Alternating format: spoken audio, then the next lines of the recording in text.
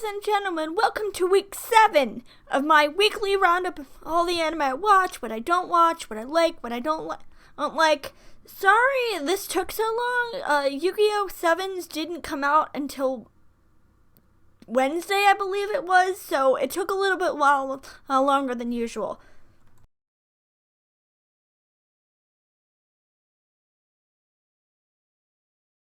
So I find it kind of interesting that we're starting to get the sense that the New York Symphony isn't really they're not who they say they are.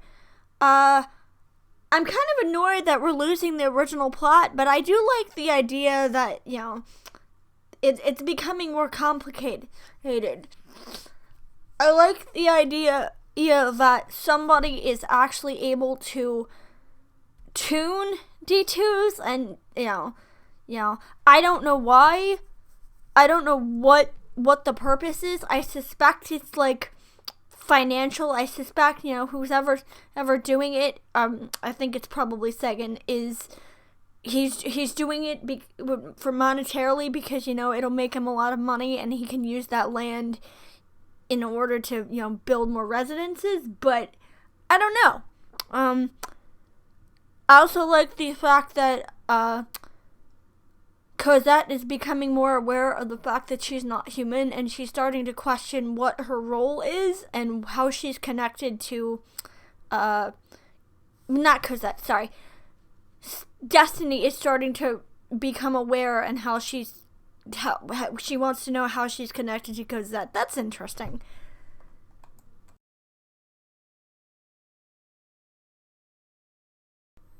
It's birds. They're she's attracting. I'm sorry. I found this really, really, really stupid.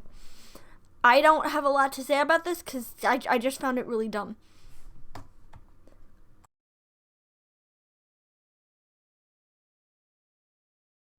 Okay, so to be honest, I'm a little uncomfortable with the, at the end of the episode, the two girls wake up in bed with Lou, and I'm a little bit wary of that because I thought these girls were supposed to be kids.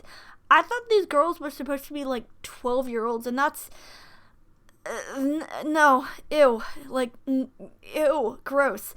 I do like the idea it's delving more into the assassination aspect. I do like the idea, that they're actually going to start going after, actual targets, but just, I hope this isn't one of the shows where they opt out of giving their ages so that it can get away with,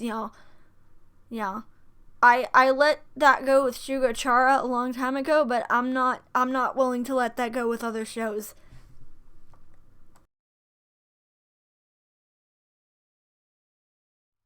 Nothing happens in this episode. Like literally nothing happens. There is one battle with a girl who I think looks like Nico from Love Live, but other than that, nothing happens.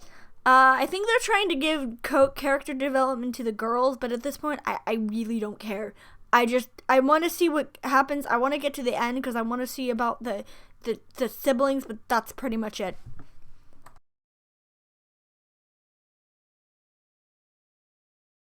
Oh my god, show. Why did you not introduce the sister word cat earlier in the series? I love this character. She is so cute. And I love the fact that she basically just locks the entire cast out of the house and is like, okay, so the only way I'm gonna give you back your base is if you play video games with me. She's basically Ed from Cowboy Bebop, except she actually has a personality and she's actually really funny. I also get the sense that we're supposed to think the main character, whose name I don't forget because I don't know any of these people mostly, is hiding something. I think he probably made the game she's playing, or maybe he played it before. I don't know, but I really, really, really love Wordcat, and Wordcat. I don't know. She's so adorable, and I would have loved this series from day one if you just introduced her to from the beginning.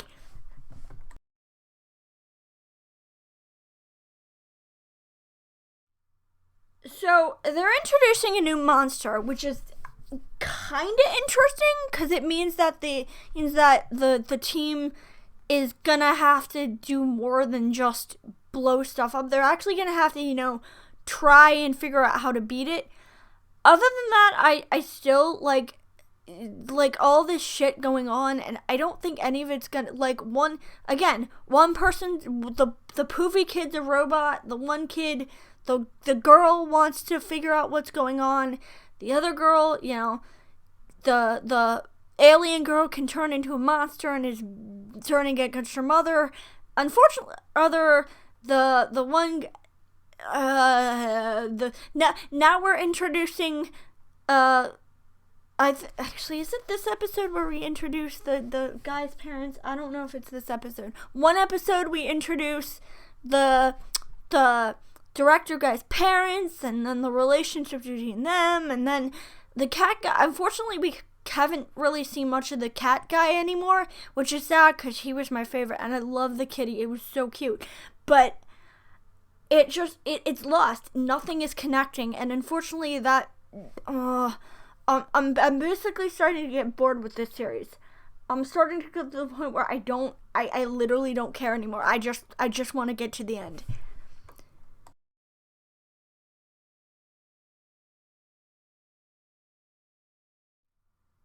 So I think this episode is trying to delve into Mist's past and how he became a vampire, but to be honest, I literally don't know what's going on, and the show just feels like it's treading water and it's not going anywhere, so I don't know. At this point, like most of the shows this season, I'm just trying to get to the end because most of the shows this season have really not been very good.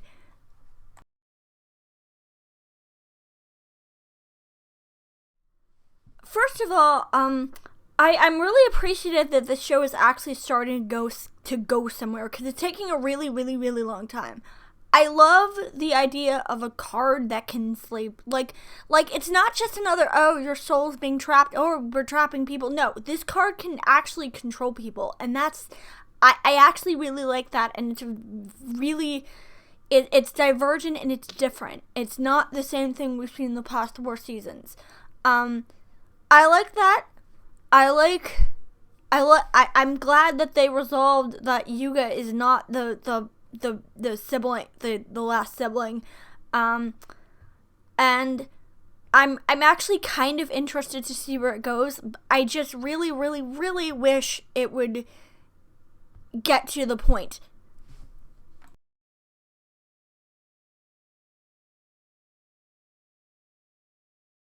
So I finally got a chance to watch the dub, and to be honest, I was enjoying it. I liked Mirai's dub, Alejandro. I actually know someone who knows Alejandro so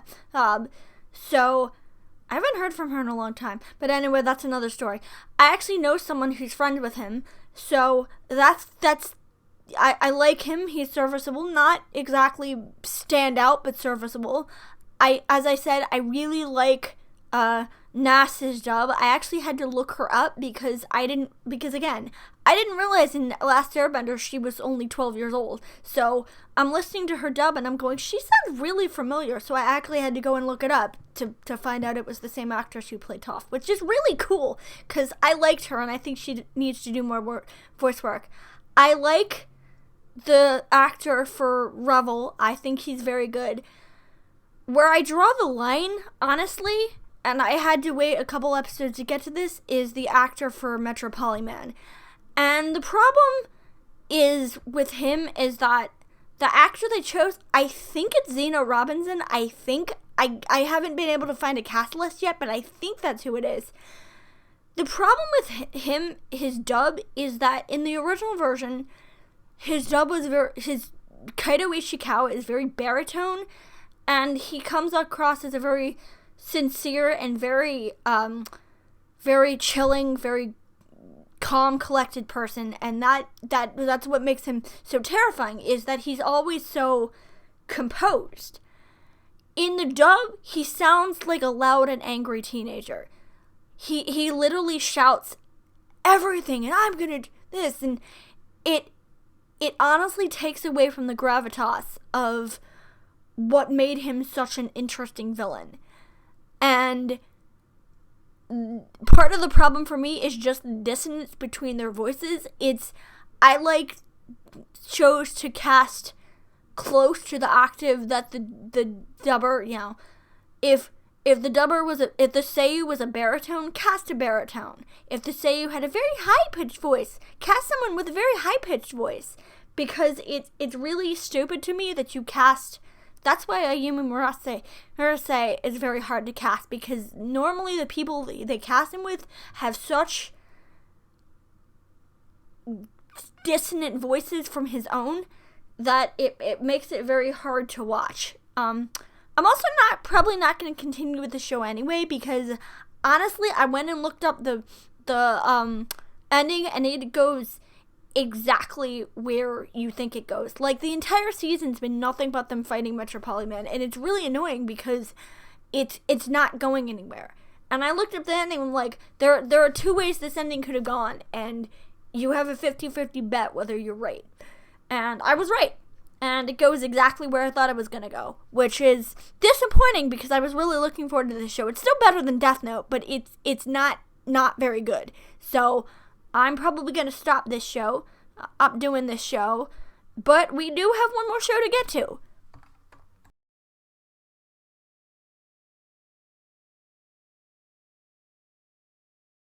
So, this show just came out, and I was kind of looking forward to it because I thought the idea was very interesting. However, the first red flag was that Netflix, put Netflix, they dumped all 12 episodes of the first half in one sitting, and I was like, that's weird.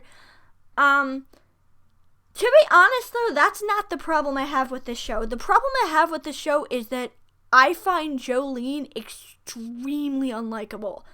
First of all, her attitude is, like, I know in JoJo, a lot of the protagonists have been very loud and very, very, very, have had a presence, but honestly, Jolene comes off as a very bratty child. And she's very nasty. She's very, very sticking her tongue out, and and I know a lot of people are like, oh, that's typical. Well, it makes her tongue out and being nasty, being very bitchy with people. It makes her extremely unlikable. And the other problem I have is, I understand that you're being framed, but